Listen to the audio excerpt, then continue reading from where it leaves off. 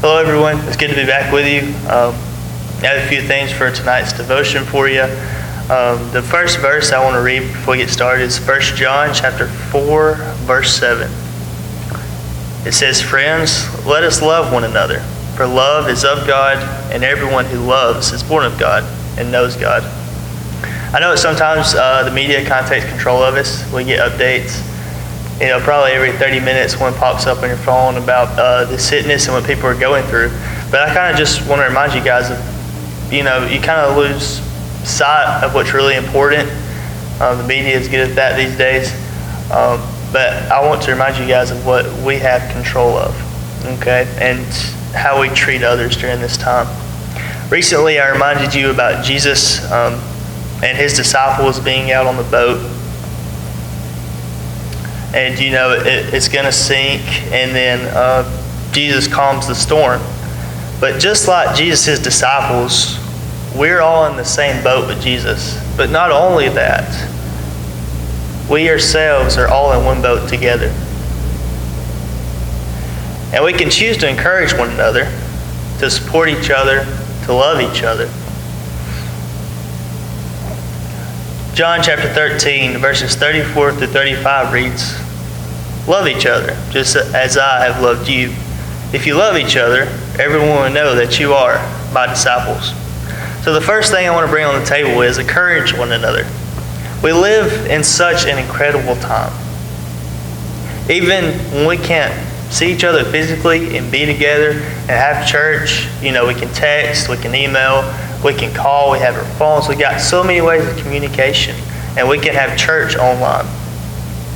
Proverbs 3:27 is one of my favorite verses, and it says this: "Do not withhold good from those who deserve it, when it's in your power to help them." The next thing is support each other. Some of the most meaningful things we do are simple and practical. Check in with your neighbors and ask how they're doing. Pay for somebody's food through the drive-thru. Pay for the person behind you at Walmart or in front of you at Walmart. Spread goodness. Email a gift card. Buy something for somebody. Just let them know you're there. 1 John 3:18 reads, in the latter part of that verse, "Our love should not be only words of talk. Our love must be real. We must show our love by the things we do." Next, let's love each other. Jesus said that loving your neighbor was the second most important commandment. And in the parable of the Good Samaritan, he explained what he meant by your neighbor. Paul even suggested that it be a competition. Romans 12:10, he says this: "Try to outdo yourselves in respect and honor of one another." And the last thing, let's point each other to Jesus. It's Jesus who calms our storm, as I said last week. But it's up to us to remind each other of God's power and to pray for one another. And you can do both of these things. Just remember, no matter what we may be going through, we're all in it together. We breathe the same air. We live on the same planet.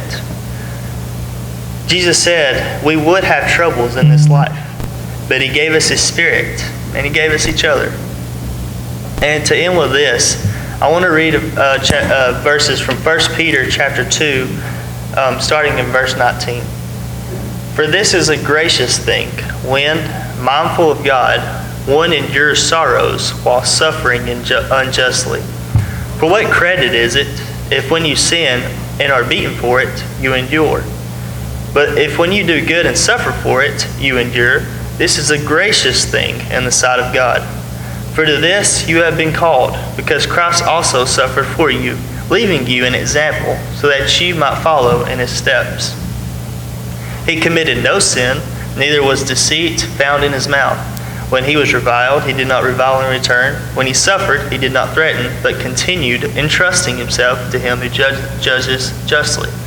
He himself bore our sins in his body on the tree, that we might die to sin and live to righteousness. By his wounds you have been healed, for you were straying like sheep, but have now returned to the shepherd overseer of your souls." And that really reminds you to go out and help people. He says it's a gracious thing to do this, even if you suffer for it. I'm glad I got to share this message with you.